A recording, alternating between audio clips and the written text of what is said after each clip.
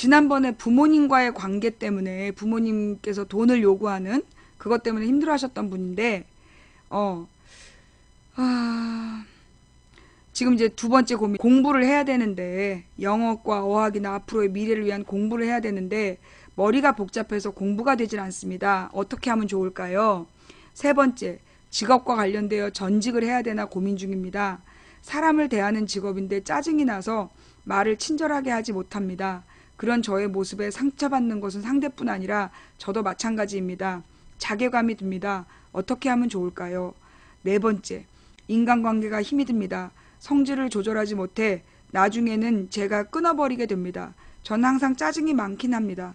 평소에 상대에 대해 혐오감이나 공격성을 참다가 어느 순간 화를 내거나 짜증을 내게 됩니다. 어떻게 하면 좋을까요?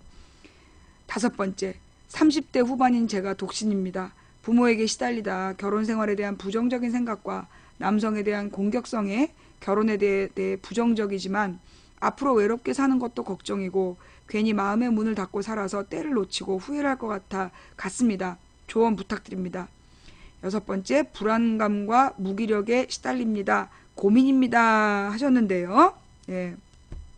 보니까 이분은 맨 마지막에도 보면 많은 상담을 하셨던 것 같아요. 예. 이 문제들을 딱딱딱 정리해서 보내신 걸로 봐서 이분은 그동안에 이런 문제들을 가지고 여기저기 많은 상담을 하신 것 같아요. 예. 그 상담을 많이 하셨던 것 같고, 이 모든 내용이, 예. 이 모든 내용이 사실은, 예. 사실은 하나에서 출발해요. 예. 이 모든 내용이 사실은 딱 하나의 문제예요. 여러 가지 문제가 나열되어 있는 것 같지만 이분의 문제는 결국은 지난번에 제가 말씀드렸던 핵심적인 문제, 자존감의 문제예요. 예, 자존감의 문제인데, 그러니까 이 자존감이 부족해서 오는 우울증이에요. 진단하자면 제가 볼 때는 이분의 증상은 자존감이 부족해서 오는 우울증. 그러니까 자기에 대한 만족감이 없어. 뭐냐, 계속 공부를 하고 싶어해. 그리고 지금 직업이 좋은데, 그런데 그 직업으로 사람을 대하는 직업을 갖고 있는데 그 직업에 만족하지 못해. 그리고 뭔가 다른 걸 하고 싶어 하고, 그리고 사람들을 만나면서 막 짜증을 내. 이게 전부 다 뭐냐, 우울증 증세예요. 사람에 대한 짜증을 부리는 거, 그리고 이 계속해서 뭔가 현실에 만족하지 못하고 뭔가 다른 걸 계속 찾는 것들이 전부 다 결국은 하나의 문제, 자존감에서 와요. 그러면 이 자존감은 어떤 문제인가? 왜 그러면 이 자존감이 부족한가? 그거는 대부분이 뭐냐면 어린 시절에 내가 충분히 사랑받았다라는 그 느낌을 못 받은 거. 애정결핍이죠. 첫 번째는 그 애정결핍 때문에, 예. 자녀 장려금 관련해서는 여러분이 그 뉴스로 올려주세요. 그러면 제가 화요일 날 다룰게요. 이 애정결핍 문제는, 그러니까 그 자존감이 부족한 첫 번째는 애정결핍. 그러니까 부모들이, 가령 이제 엄마나 아빠가 아이가 사랑받고 있다는 느낌을 받아야 될 때, 그러니까 생후 36개월 정도까지, 그때까지 그 스킨십이라든가 어떤 아이의 이야기를 들어준다든가 이게 부족했을 때 그게 문제가 돼요. 첫 번째. 애정결핍 증상 거기서 와요. 특히 생후 6개월 안에 부모랑 눈을 마주치면서 옹알이를 해야 되는데 그때 부모가 옹알이를 같이 해주지 않으면 거기서 자괴감이 온대요. 거기서 내가 사랑받지 못한다라는 단정을 하게 되고 그 아기들의 심기가 다 깨져버린대. 멘탈이 깨져버린대. 그게 그래서 이제 애정결핍인 원인이 있고, 이분도 어린 시절에 그 가까운 사람으로부터 성추행을 당한 거예요. 가까운 가족으로부터 성추행을 당한 경우, 이 보통 특히 그런데 이 가까운 가족에게서 성추행을 당했는데 이 친인척들이 너무나 친인척들이 잠깐만 이거는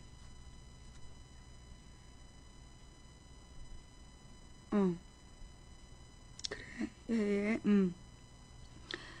그 어린 시절에 가까운 친척에게 성추행을 당했는데 그 성추행에 대한 고통, 충격 이런 것들을 그 부모들에게 얘기했는데 부모들이 아무런 조치도 취해주지 않은 거야. 거기서 오는 충격. 그러니까 이 모든 분노는 그거예요.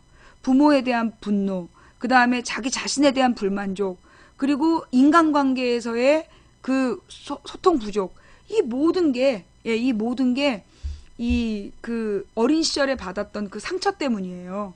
예. 그 사실은 그 성폭력의 피해자들은 사실 그게 40년이 가도 잊혀지지 않는다잖아. 여러분 그 사건 아세요? 김부남 씨 사건인가? 어떤 사람이 초등학교 때 문방구 할아버지한테 강간을 당한 거야. 근데 그 기억이 이 여성으로 하여금 40년을 괴롭힌 거야. 그리고 40년 만에 가서 그 문방구 주인이었던 남자를 찔러 죽인 사건이 발생했어요. 예. 그게 바로 그 김부남 씨 사건인가 그런 건데, 그 어린 시절에 당한 힘없고 어떤 것도 할 수 없었던 그 우울증의 원인이 그거예요. 이분이 그 어린 시절에 그 아이가 막을 수 없었잖아. 어떻게 노력해도 막을 수 없었던, 자기가 상황을 바꿀 수 없었던 절망감이 줬던 그 분노. 그게 이분을 지금 지배하고 있는 거예요.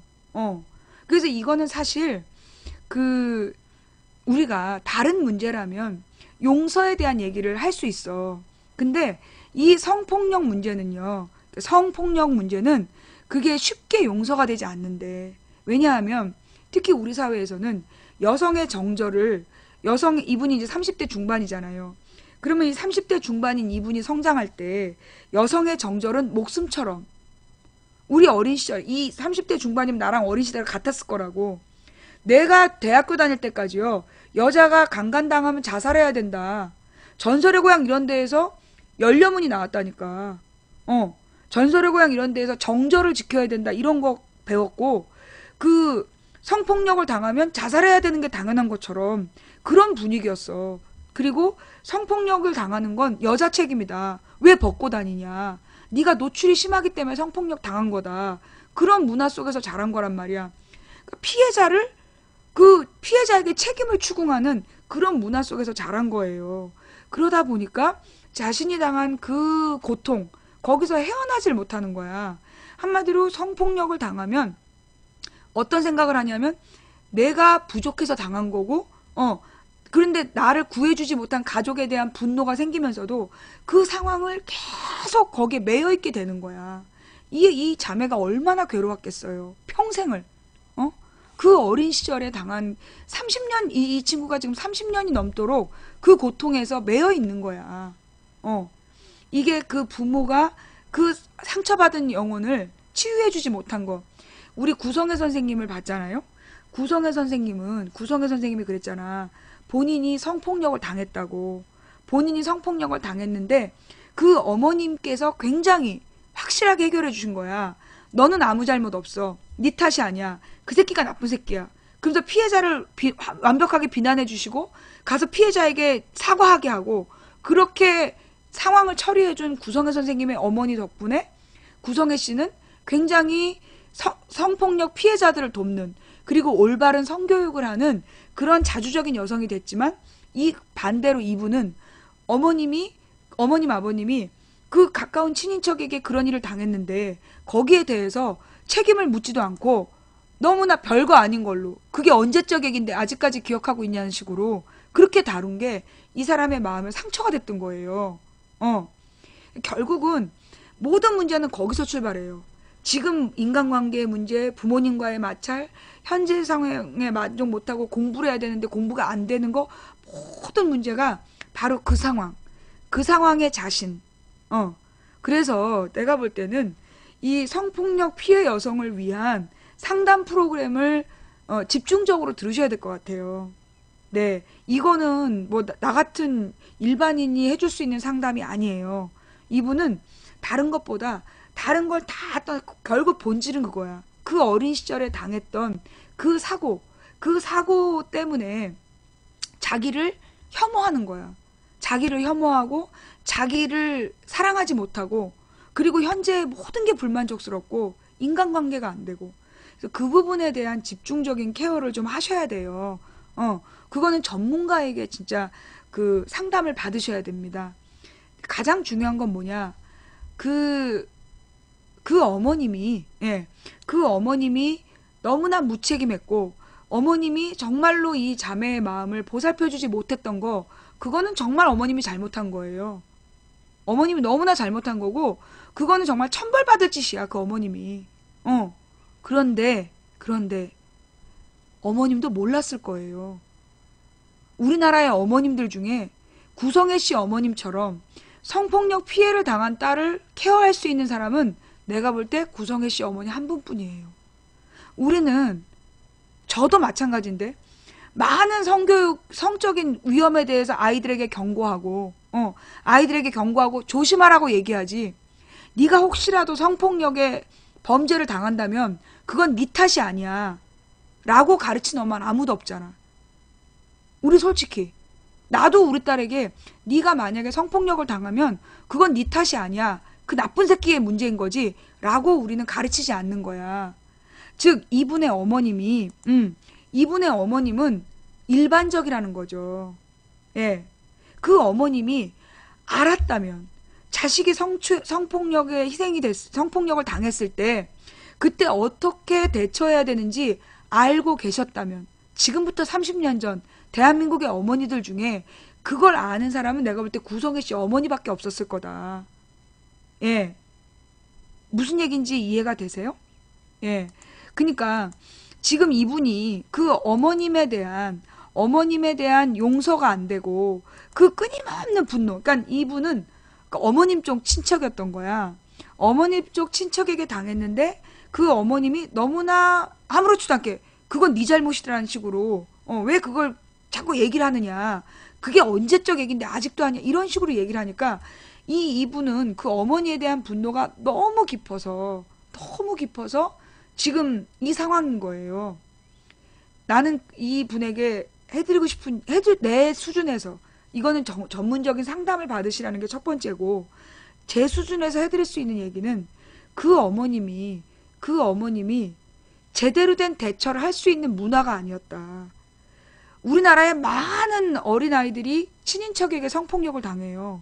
그런데 어떤 부모도 아이를 위해 싸운 부모가 없어요. 예.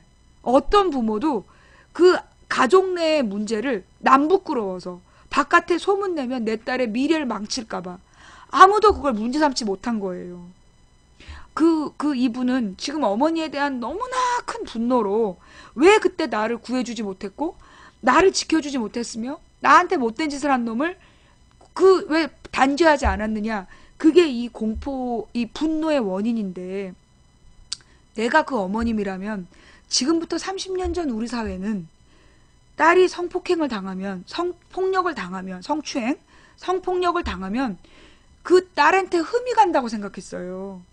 그래서 어머님들이 취시한 거야. 아무도 모르게. 그래야 얘가 시집 가니까. 그 시대의 어머님들이 몰라서 그런 거예요. 예. 몰라서 그런 거고. 그러니 그것은 어머님의 무책임이 아니라 그 어머님이 할 수 있는, 배우지 못한 어머님이 할 수 있는 유일한 해결책이었던 거예요. 이해가 물론 제가 이런 얘기 한다고, 예, 제가 이런 얘기 한다고 이 상담을 신청하셨던 분이, 예, 이 상담을 신청하셨던 분이 위로가 될까 싶어요. 위로가 안 될 것 같아. 그럼에도 불구하고 제가 최선을 다해서 해드리고 싶은 얘기는 뭐냐. 사실은요, 이 분노, 마음속에 있는 분노는 뭐냐면, 나보다 강자인데 나한테 못된 짓을 한 것에 대한 그 분노가 그 어린 시절에 그 당한 고통, 그 고통을 어쩌지 못했던 그게 지금의 우울증이 되는 건데, 그럴 때 제가 왜 그랬잖아요. 어떤 선생님한테 당하고, 어떤 선생님한테 1년 동안을 지속적인 학대를 당했잖아. 여자 선생한테. 성적 학대는 아니었지만 정말 정신적인 학대를 당했는데, 내가 그게 마음속에 깊은 상처라는 걸 내가 20대 때 알았어요. 내가 왜 인간관계가 잘 안 될까? 나는 왜 늘 짜증에 매여 있을까? 나중에 그게 내 어린 시절에 너무나 오랫동안 받았던 그 상처 때문이었다는 걸 내가 그 교회 심리 상담을 하면서 알게 됐어요. 그런데 그 당시에 하나님께서 저한테 주신 해결책은 뭐였냐면, 그 당시 나한테 분노를 일으켰던 그 여자의 마음을 이해하게 하셨어요. 예. 그 여자가 나한테 왜 그렇게 못된 짓을 했는지 그 여자의 마음을 느끼게 해주셨어요. 그러자 그 여자에 대한 분노가 그 측은지심으로 변했어요. 불쌍하다. 그 여자의 마음이 이해가 되는 거야. 아, 나한테 왜 그렇게 못되게 굴었는지가 이해가 되면서 나는 그 여자를 그 여자에 대한 분노가 한 90%는 해결된 것 같아요. 그러다 이제 내가 이렇게 인생 상담을 한다든가 그러면 그런 예가 나오는 건데, 그래서 지금 이 분이 많은 인간관계의 문제, 공부가 안 되는 문제, 직장을 옮기고 싶은 모든 문제는 결국 그 순간 어머님이 왜 내 편을 들어주지 않았을까? 날 위해 싸워주지 않았을까에 대한 분노인데, 제가 해드릴 수 있는 이야기는 그 어머님이 그 당시 할 수 있는 최선이 딸을 위해서 입 다무는 것이었다. 딸을 위해서 침묵하는 거. 누구에게도 소리치지 않고 내 딸에겐 아무 일도 없었다라고 우기는 거. 그게 그 어머님이 배운 유일한 해결책이었다는 거. 그 부분을 우리 지금 이 방송을 보고 계신지는 모르겠는데 아마 이게 도움이 안 되겠죠. 도움이 안 되시겠지만 제가 해드릴 수 있는 최선은 거기까지예요. 그래서 한번 그 마음을 돌려보실 수 있는, 그러니까 본인을 들여다보시면서 그 부분에 대해서 한번 그 전문 상담을 꼭 받아보시라는, 성폭력 피해자 상담을 꼭 받아보시라는, 다른 얘기 할 필요 없어. 그게 핵심이야. 그거를 풀어보시길 바란다는 이야기를 해드리겠습니다. 자, 그 다음에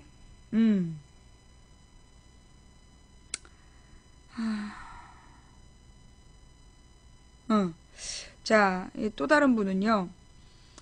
제가 고졸인데 간호학과에 가려고 그러는데 기초가 없어서 그러는데 걱정이네요. 그래요. 자, 간호학과는 누구나 고졸이 갑니다. 아, 물론 뭐 요즘엔 다른 과 전공한 사람들이 가기도 하지만 일반적으로 간호학과는 고졸이 가는 겁니다. 예. 그래서 이 고졸인데 기초가 없어서 간호학과에 갈 수 있을지 걱정이네요. 이런 얘기를 하셨는데요. 걱정할 시간에 일단 제가 해드리고 싶은 얘기, 왜 간호학과에 가시려고 하는지 이분이 먼저 정리하실 부분은 두 번째 분인데, 본인이 그 간호학과에 가고자 하는 목적이 뭔지 정리를 한번 해보세요. 그게 뭐 소득이 좋기 때문에? 간호학과를 가면 월급을 많이 받을 것 같아서? 그거 알죠? 우리나라 간호사들이 월급 많이 못 받는 거. 일은 굉장히 험한 거. 이 간호학과를 졸업한 다음에, 이 간호사가 굉장히 3D 업종이에요. 위험하고, 메르스 사태 때 봤잖아. 간호사가 감염되잖아요. 위험하고, 그 다음에 어려워요. 내가 아는 사람이 종합병원에서 3교대 근무를 하는데, 그 3교대 근무를 하면서 이제 나이트를 하는 게 많았던 거야. 그랬더니만 나중에 생리가 안 나오더라고, 여자가. 너무 힘들어갖고. 사실은 이게 3교대 근무라는 게, 어느 날은 낮 근무했다, 어느 날 밤 근무했다, 굉장히 힘들어요. 그래서 종합병원 간호사들의 이직률이 높아.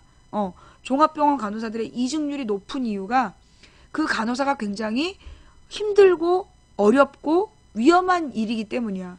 또 더티하기도 해요. 그 똥오줌을 때때로 만져야 되기도 하고, 그 다음에 무슨 가래를 검사해야 되고 소변을 검사해야 되고, 그러니까 이 간호사라는 일이 그렇게 막 하얀 가운을 입고 천사 같은 일이 아니에요. 하얀 가운을 입고 천사 같은 일이 아니라 실제로는 정말로 힘든 노동이야. 그래서 직업으로 그게 막 그 환상을 갖고 있다면, 막 그 야동에 나오는 십자가 모양하고 막 단추를 몇 개 푼 여자들의 야시시꾸리한 모습에 대한 환상이라면 버리시고요. 그리고 뭐 간호사들의 뭐 남자 관계가 좋냐? 별로 간호사님들이 힘들어요. 연애할 시간이 없어. 그냥 종합병원 간호사들은 노처녀가 많아. 연애할 시간이 없는 거야. 너무 일이 힘들어. 그리고 이 간호사가 그 환자를 굉장히 많이, 우리나라가 OECD에서 한 간호사가 돌보는 환자가 제일 많은 나라야. 보통 나라가 한 명이 뭐 10명 정도를 보살핀다면 우리나라는 한 명이 5, 60명을 봐요. 그렇기 때문에 일이 다른 나라의 4, 5배야. 그래서 간호사라는 일은 굉장히 힘든 일이다. 알면서 가고 싶은 거냐? 그걸 일단 물어보고 싶고요. 두 번째로는 정말로 간호사가 되고 싶다는 간절함이 있느냐? 나는 지금 이분이 보낸 그 글에서는요, 간절함이 안 느껴져요. 기초가 부족한데 가능할까요? 그 얘기는 이것도 해보고 저것도 해보겠다는 거예요. 이것도 해보고 저것도 해볼까, 뭐, 그냥 한번 여러 가지를 놓고 고민해보는 거야. 한마디로 고졸인데, 고등학교 때 공부 안 했다는 거지. 중고등학교 때 공부 안 해서 영수 기초는 없는 거야. 근데 간호학과 갈 수 있을까요? 이렇게 무책임한 건 인생 상담하면 안 되는 거예요. 이건 인생 상담 그 자격이 없는 거야. 이렇게 무책임한 상담이 어딨어. 정말로 자신이 왜 간호학과를 가고 싶은가 진지하게 고민해 보세요. 간호학과가 그래도 뭐 직업이 오래 갈 수 있을 것 같아서요. 간호사들이 되게 어려운 일입니다. 그러나 물론 앞으로 간호사의 전망은 밝아요. 간호사들이 많이 필요하게 돼서 나라가 선진국이 될수록 이 간호사들에 대한 요구는 늘어나게 돼 있어요. 지금처럼 뭐 종합병원에 한 간호사가 5, 60명을 돌보고 있는 체제. 그리고 지금 이제 막 간병인들이 있잖아. 근데 지금 이제 이 간병인들을 없애고 간호사들이 환자를 다 돌보는 시스템으로 바꿔야 된다는 지금 뭐 정책적인 논의들이 있어요. 그래서 간호사에 대한 수요가 늘어날 거는 같아. 응. 근데 이제 그래서 아마 간호사 한번 해볼까? 간호사는요, 해볼까 수준 아니에요. 간호사가 되려면 소위 여자애들 중에 여자 이과들 중에 의사가 될 수 없는 애들이 간호학과 가는 거예요. 나는 그렇게 알아요. 의사가 될 만큼 그 일에 공부도 잘해야 되고 공부 잘해야 되고 그래야 간호학과 가는 거예요.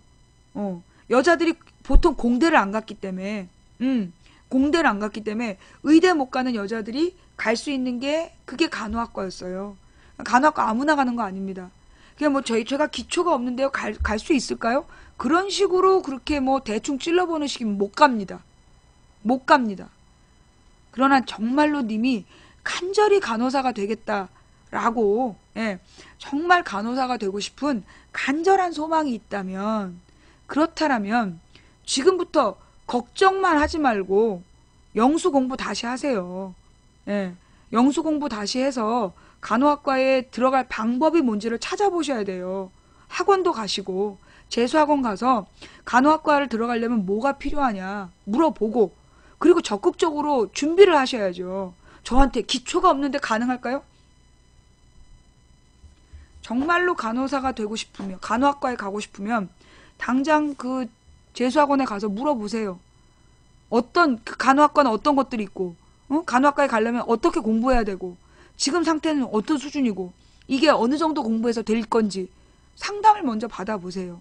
그리고 뭐라 그러나 기초부터 보통 아이들이 수학이 너무 어려워. 이 친구는 보니까 아마 20대쯤 됐을 것 같아. 20대 초중반? 근데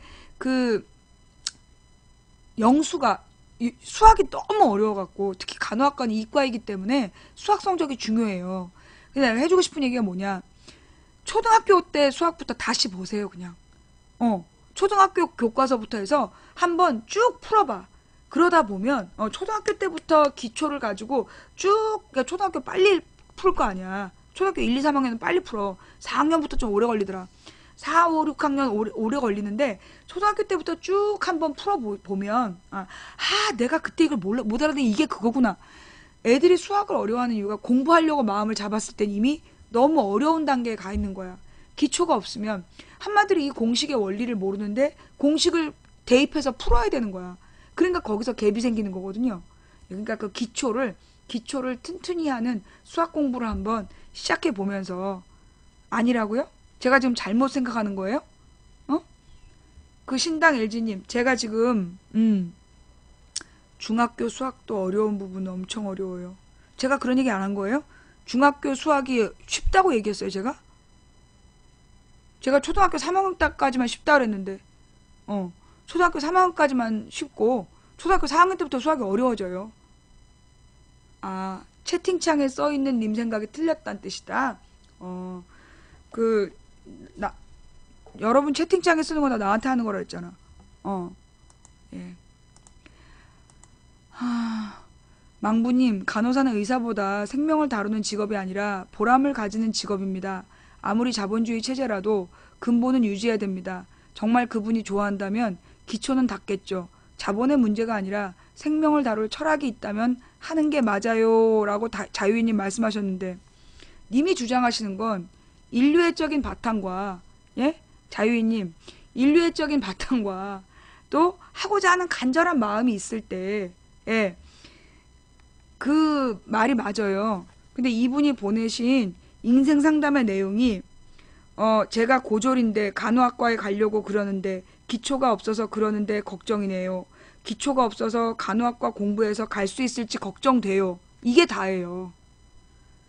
저도 님처럼 이분이 정말로 간호학과에 가려는 어떤 뭐 진지한 고민을 먼저 하셨으면 저도 이게 그 생명을 다루는 윤리적인 부분이고 도덕적인 설명을 할 수 있는데, 이분은 기본적으로 그 왜 하려는지에 대한 의사도 없고, 기초가 없어서 걱정이네요. 이게 다라고. 예. 뭔 말인지 알겠어요? 간절함이 없다고. 이게 다야. 예. 그래서 물론 간호학과가요, 뭐 생명을 다루는 직업이다. 맞습니다. 솔직히 얘기해서 의사보다 간호사가 환자에게 더 중요해요. 의사는 몇 번 오지도 않아. 그런데 이 환자의 상태를 끊임없이 체크하는 게 간호사잖아요. 그래서 정말로 간호사는 소명의식이 없으면 안 돼. 그래서 나이팅게일 정신이라는 게 있는 거예요. 그런데 사실 지금 우리나라에서 간호사들이 얼마나 많이 나이팅게일 정신으로 간호사를 합니까? 또 의사들 중에 얼마나 많이 히포크라테스 선서를 따릅니까? 이미 우리나라의 의료라는 것들은 이미 자본주의의 물질 사회의 하나의 직업이라는 거죠. 그래서 직업으로서 가장 일자리가 많은 곳, 그런 개념으로 간호사를 하려고 하기 때문에 못 견디는 거예요. 이직이 심하고. 예. 그래서 저는 냉철하게 간호사에 대해서 분명히 알으라고 얘기한 거예요. 그렇게 험한 일임에도 불구하고 나는 사명감으로 감당할 준비가 되어 있는가? 정말로 간절히 내가 간호사가 되고 싶은가? 본인 스스로 생각해 보시길 바래요. 그리고 내가 간호사가 되고 싶은데 정말 기초가 부족하다. 그러면 우선 걱정할 때가 아니라 기초를 쌓아야 되는 거예요. 뭐 오늘 저의 상담이 마음에 안 드셨다면 대단히 죄송합니다. 사실 저는 연애 상담을 좋아해요. 예, 연애 상담을 좋아하는 이유가, 예, 잠깐만요. 나는 주로 헤어지라고 그러거든. 막 진지하게 막 이런 게 저런 게 고민이야. 헤어져. 지금 헤어져. 연애 상담을 하는 사람들한테 늘 하는 말이 헤어져. 라고 얘기를 합니다. 또 이혼을 고민하는 사람들에게 이혼해. 라고 얘기합니다. 왜냐? 그 사람들이 그 연애 문제나 이혼 문제요. 그걸 늘 고민하면서 뭐냐? 듣고 싶은 얘기가 그래도 노력해서 사귀어봐라. 그래도 참고 살아봐라. 그런 말을 듣고 싶어 해요. 근데 그 말은요, 자기 기만이에요. 자기가 해결하지 못하면서 남들이 자기한테 참으라는 말, 그냥 이 관계를 유지하라는 말을 듣고 싶어서 그 연애 문제, 이혼 문제를 고민하시는 거예요. 문제는 자신입니다. 그래서 내가 정말 얘랑 헤어진 다음에 살 수 있나? 생각해 보는 거예요. 그래서 내가 얘랑 헤어지면 안 되겠다 싶으면 최선을 다해 이 관계를 유지할 방법을 스스로 찾으라는 거예요. 제가 지난주에도 이혼을 준비하십시오. 그 얘기의 핵심은 뭡니까? 이혼을 있는 거 생각해야 돼요. 지금 5년 동안 서로 싸우면서 이혼하자. 애들은 그럴 때마다 전쟁을 치러. 그럴 거면 헤어져. 이혼이라는 걸 전제로 놓고 본인들이 스스로 고민하는 거야. 우리가 이혼했을 때 이 아이들이 겪을 문제는 어떤가 냉철하게 생각해보고 현실적으로 생각해보라는 거야. 그리고 나서 이혼을 할지 말지 본인이 선택하라는 거예요. 이거는요, 그래도 참고 살아보세요. 그래도 이게 장점이냐. 그거 자기 기만이에요. 그런 생각으로는 문제를 해결하지 못합니다. 그래서 이혼이 고민되라면 이혼을 전제로 준비하세요. 이 사람이랑 계속 사귀어야 하나요? 헤어짐을 전제로 해서 고민을 정리하세요. 그래야 선명해집니다. 그래야 인생을 성공적으로 살 수 있어요. 분명한 건 남자와 여자는 생각하는 게 달라요. 그래서 남자는 여자의 마음을 몰라요. 그거는 내가 볼 때 화성 남자 뭐 금성 여자 아니야. 화성 여자 금성 남자인가? 아니야. 화성 남자, 금성 여자. 그 책은 내가 볼 때 이 인류가 풀지 못한 100만 년의 비밀을 풀었다고 난 생각해. 이 여자와 남자가 생각하는 방식이 다르다라는 거. 그걸 밝혀낸 게 그 금성 여자, 화성 남자 그 책이잖아요. 생각하는 스타일이 틀려. 그러니까 많은 남녀 문제는요. 왜 내 맘을 몰라? 내가 그 며칠 전에 그 왜 두 번째 20살에서 그 여자애가 극장에서 남자친구가 졸았다고 화를 내는 거야. 내가 옆에 있잖아. 내가 옆에 있는데 어떻게 졸 수가 있어? 내가 그걸 보고 미친년 그랬다니까? 그 드라마를 보면서 저 미친년일세. 졸리면 잘 수도 있는 거지. 그걸 왜 나와서 울고불고 그 영화도 못 보게 하고 그래. 생 지랄이지. 나는 그런 생각이 들었어요. 자는 건 걔 문제고 영화는 나만 보면 되는 거지. 안 그래? 뭐 좋을 수도 있지. 그거 가지고 왜 그래? 좌우지간. 근데 그게 뭐냐. 여자는 그걸 보면, 영화관에서 조는 남자를 보면서 여자는 그런 생각을 한다고. 왜 내가 옆에 있는데 어떻게 졸 수 있어? 근데 이건 남자도 합니다. 근데 이런 생각은 누가 하느냐? 불안한 쪽이 하는 거예요. 여자든 남자든 같이 있는데 애가 졸았어. 그러면 어떤 생각이 하냐? 얘는 나를 도대체 뭐라고 생각하는 거지? 라는 마음이 드는 거예요. 무슨 얘기인지 알겠어요? 사실 조는 쪽은 어떤 생각이냐 하면 이걸 잘 봐야 돼. 조는 쪽은 편안한 거야. 얘랑 있으면 편안하니까 잠이 오는 거야. 그래서 외국의 그 저기 공원에 봐봐. 그 한 사람은 누워서 책 읽고 한 사람은 비고 자. 그렇잖아요. 기억 안 나요? 많은 외국의 영화들에 보면 이 나무 등걸이에 기대서 책을 봐. 책을 읽고 있는 한 사람의 다리를 비고 꿀잠을 자. 왜? 그 사람이랑 있으면 편안해서 비로소 잠이 오는 거야. 그런데 그걸 보면서 너는 나한테 마음이 없는 것 같아. 라고 생각하면 쫓겨난 시청자가 많은 방송 1위? 아싸! 잠시만. 1위지? 빠바바바바바바바바바바 아싸 일관왕이다. 쫓겨나주신 시청자 여러분께 진심으로 감사드립니다. 쫓겨난 것에 앙심을 품고 아프리카에 신고해 주셔서 쫓겨난 시청자가 많은 방송 1위에 등극시켜주신 여러분의 노고에 진심으로 감사를 드립니다. 앞으로도 쭉 쫓겨나 주시고 쫓겨나면 꼭 신고를 해서 이 부분 1위를 유지할 수 있도록 도와주시기를 간곡히 부탁드립니다. 자, 다시. 그래서 이 남녀 문제 지금 그러면서 내가 또 하고 싶은 얘기는 뭐냐. 누군가 나랑 있을 때 존다면 나하고 연분일 수 있어요. 예. 누가 나하고 있을 때 졸았다. 그 얘기는 내 옆에서 잠들 수 있다는 거야. 여러분 생각해봐요. 내가 저 사람이랑 결혼하고 싶어. 근데 저 사람 앞에서는 나의 어떤 단점을 보여주기 싫어서 절대 안 졸아. 못 살아. 아니 남편이랑 각반 쓸 거야? 아내랑 각반 쓸 거야? 그렇잖아. 아니 만나면 잠이 와야지. 옛날에 어떤 무슨 소설인가 드라마에서 어떤 여자는 남자하고 잠자리를 한 다음에 꼭 그 남자가 잠들면 떠나는 거야. 그래서 이렇게 막 자기에 대한 미련을 뭐 만든다는 얘기도 있는데 사실은 뭐냐. 그 다음날 아침에 자기의 흐트러진 모습을 보이고 싶지 않아서래.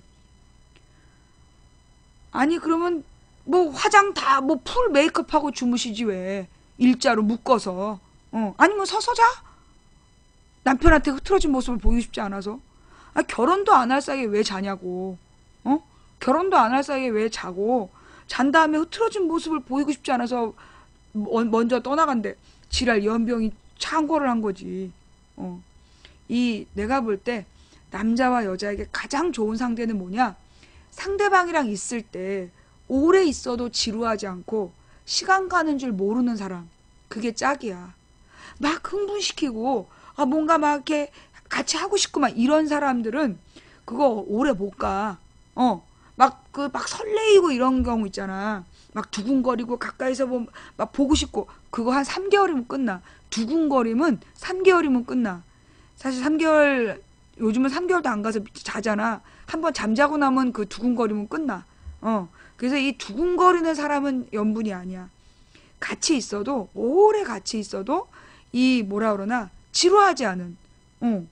같이 오래 시간을 보내도 빨리 헤어지고 싶다. 빨리 가고 싶다. 그런 생각이 안 드는 사람이 연분이야.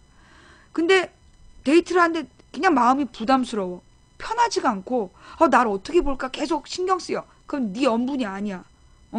그런 사람은 내다 버려. 그리고 그 왜 오래 만난 동창 서로 만나면 이 미친 새끼야 미친년아 이러면서 욕을 해도 그 너 옛날에 그 저기 뭐야 급식 먹다가 자빠져가지고 너 벌러덩 뒤집어져서 너 막 김치국물 묻히고 다녔잖아. 그러면서 서로 놀려 먹는. 그래도 만나면 왜 몇 시간 동안 옛날 얘기해도 지루하지 않은 그런 게 염분이야. 그러니까 그 뭐라 그러나 이 상대방을 막 그 지나치게 다 갖춰진 재물과 미모를 갖춘 여자와 재물을 가진 남자 그게 요즘에 남녀의 이상향이야? 쓸데없어. 미모를 갖춘 여자는 맨 바람펴. 재물을 갖춘 남자 맨 바람펴. 그래서 미모를 갖춘 여자와 재물을 가진 남자가 만났을 때 그 가정은 진짜 풍비박산이 되는 거야. 평생 행복한 사람들 보면 그냥 비슷하게 닮았어. 그냥 두 마리의 곰탱이 같이 사는 사람들이 오래 살아. 내가 한 47년 살아보니까 그렇더라고. 이게 그냥 생긴 게 비슷하고 그냥 뭐 이렇게 구분이 잘 안 되는. 그래서 이 식구들이 전부 다 오빠같이 생긴 사람들이 잘 살아. 싸우지도 않고. 근데 막 지나치게 한쪽이 이쁘고 막 여보 막 이러면서 막 떠받들고 사는 집은 그게 다 어두운 얘기가 있더라고. 그래서 여러분들 그 외모나 직업이나 무슨 학벌이나 가문이나 그런 거 다 필요 없어. 다만 뭘 봐야 되냐? 형제간의 우애 좋은가? 응? 또 그 부모님들이 자식에 대해서 헌신하는 마음이 있는가? 이거 정도는 보되. 근데 그러면 그 고아는 결혼 못하는 거 아니야? 그죠? 형제간의 사이가 나쁘면 못하는 거 아니야? 그때 필요한 건 뭐냐 그때 필요한 건 내가 그걸 감당할 수 있나? 가정 환경이 불우한 친구들은 반드시 마음에 그늘이 있어요. 그 상대방이 가정 환경이 불우했잖아. 형제간의 우애가 안 좋고 부모님이 굉장히 사이가 안 좋잖아요. 그럼 반드시 그 친구에겐 그늘이 있어. 그러면 나는 그 친구의 그늘을 밝게 비춰줄 태양 같은 사람인가? 스스로 생각해 보세요. 내가 밝은 면이 강해서 그 사람을 정말 계속 밝게 해줄 수 있다. 계속 행복하게 해줄 수 있는 자신이 있다면 도전하시되, 그게 아니라면 더 밝은 사람이 더 운일 수 있어요. 그러니까 자기가 우울한데 우울한 사람 만나지 마. 우울해져. 지구가 우울해져. 우울한데 우울한 사람이랑 만나는 게 제일 안 좋아. 서로 그냥 죽고 죽이고 그러는 거야. 그래서 웬만하면 근데 사실은 이게 밝은 사람들, 우울한 사람들이 밝은 사람들을 처음엔 좋아하다가 내가 이제 쭉 지켜보니까 마음에 그늘이 있는 사람들이 밝은 사람을 처음에 좋아해. 근데 좀 지나면 도망가. 왜냐하면 이 사람의 밝음이 자기 때문에 진짜 사랑하게 되면 도망가요. 이 사람의 밝음이 자기 때문에 어두워질까봐. 이게 뭐냐? 이 사람의 그늘은 자존감이 없는 거거든. 나는 자격이 없어. 이래서 그 밝은 사람을 버리는 거야. 이때 이 밝은 사람이 어떻게 해야 돼? 잡아줘야 돼. 이 밝은 사람이 잡아주면서 내가 너를 돌봐줄게. 내가 완벽하진 않지만 최선의 노력을 다해줄게. 라고 이야기하면서 풀어갈 수 있는 거예요. 그때 이 밝은 사람이 저 사람은 날 사랑하지 않는 거야. 그 우울한 사람이 헤어지자고 얘기하는 건 널 진짜 사랑하기 때문이야. 너의 밝음을 자기가 침해할까봐, 너의 밝음을 자기가 우울하게 만들고 슬프게 만들까봐 사랑하니까 보내주겠다는 거야. 그럴 땐 어떻게 해야 되냐면 뒤통수를 세게 한 대 때려. 등신 새끼야 정신 차려. 미친년아 정신 차려. 내가 너를 행복하게 해주면 될 거 아니야. 그러면서 그 말에 책임을 지는 거예요. 그렇게 사셔야 된다라는 거. 뭐 이렇게 헤어지겠다 그럴 때 보내주면 안 돼. 왜 그는 날 떠났을까요? 그러고 있지 말고 헤어지자 그럴 때 두들겨 패라고. 그래서 데리고 살아. 그래 일단 살아보고 괜찮다 싶으면 그냥 혼인신고하고, 뭐 결혼식을 뭐 그렇게 굳이 돈 들여서 할 필요 있냐? 일단 이제 데리고 살다가 그냥 한 2달 살아보고 괜찮구나 싶으면 혼인신고하고, 그리고 부모님들께도 그냥 보여드리고 얘가 나랑 살고 있어요 뭐 이렇게 얘기하고, 그리고 이제 각자 열심히 살면 되는 거지 뭐. 괜히 막 결혼을 무슨 선 보고 조건 따지고 아파트를 가져와라 혼수를 가져와라 밍크코트가 있냐 없냐 개치랄 연병을 떨지 말고 그냥 맘 맞으면 이렇게 살아. 살다가 신고하고 애 생기면 낳아서 행복하게 아 우리 동그래 빵그래 닮았어 이러면서 사는 거지. 큰 뭐 이렇게 어렵게 생각해. 왜 그런 사람 있잖아. 뭐 미팅을 한 번 나가는데 막 몇 번씩 옷 갈아입는 사람. 그런 사람들이 사실 미팅 가서 애프터를 잘 못 받아. 왜? 초긴장하고 있거든. 나는 언제나 입은 옷 그대로 미팅을 해본 적이 없어. 자, 예, 자, 이게 인간관계는 지나치게 긴장하지 마라. 편한 사람이 좋다라는 결론이에요. 자, 자, 방송을 끝낼 때가 됐어요. 11시가 넘었네요. 네, 자, 지금 밖에는 슈퍼문이 떠 있대요. 프리노트가 연주했습니다. 달빛이 닿는 곳. 지금 지구는 이 다른 때보다 더 가까운 달 때문에 다른 때보다 한 2.5배 정도 큰 달 크기래요. 그래서 어쩌면 많은 뭐 그 항해하는 분들은 위험에 처할 수도 있고 또 섬에 가셨다가 고립되신 분들도 있을 수 있대요. 그런 위험한 이야기보다 어쩌면 지금 이 순간 달을 보고 있는 모든 사람이 지금 이 순간만이라도 마음이 편안했으면 좋겠어요. 막 고민만 하지 말고, 예. 그리고 막 자기를 자꾸만 괴롭히지 말고, 내일은 더 열심히 살아서 오늘보다 더 힘찬 하루를 만들어야 되겠다. 내일은 성공하는 삶을 만들어야 되겠다. 어차피 인생이라는 건 하루하루를 열심히 살아서 그게 모이면 인생이 되는 거니까. 내가 어제와 오늘은 후회했다면 내일은 절대 후회하지 않는 하루를 만들 거야. 최선을 다해서 내가 이제까지 살아온 날들 중 가장 열심히 산 날을 만들어 보겠어. 또 내 앞에 어떤 태클이 들어오더라도 태클이 걸린다는 건 그만큼 내가 성장했다는 뜻이야. 라고 생각하시면서 오늘 저 커다란 달을 보셨던 분들 내일은 좀 더 힘차게 좀 더 편안하게 시작하셨으면 좋겠어요. 예. 사실 요즘에 무슨 강력 범죄들도 많고 세상이 참 험한데요. 예. 여러분들 그런 것 같아요. 사회가 너무나 썩어서 나는 죽어야겠다.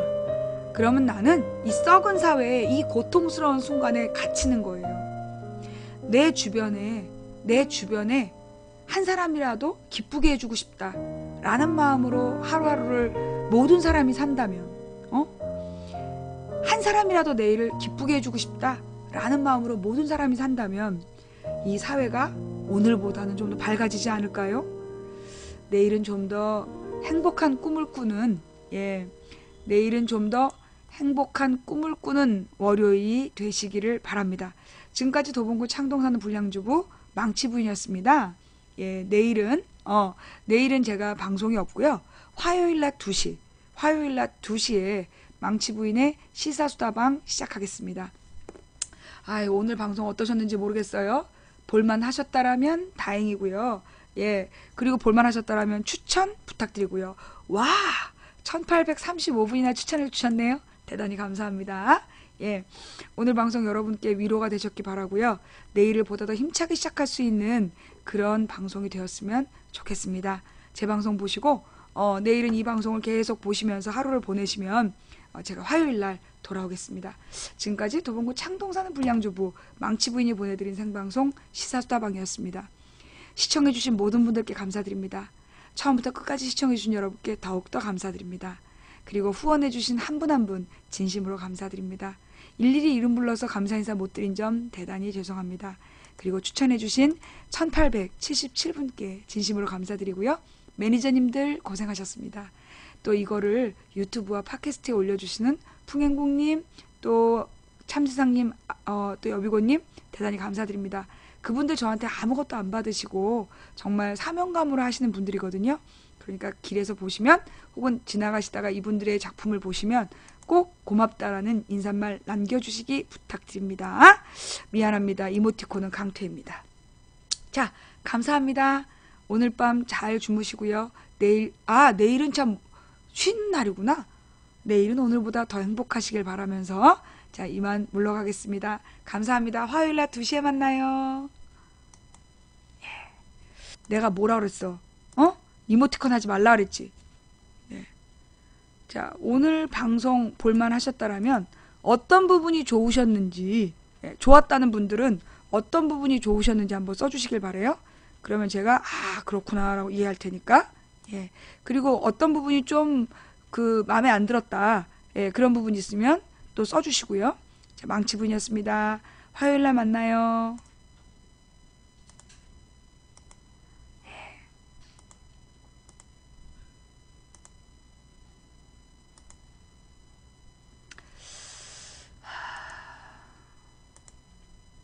자, 오늘 망치부인 방송을 처음 보신 친인척 분들 계시면 그분들께 오늘 방송 어떠셨는지 한번 물어봐 주시고요.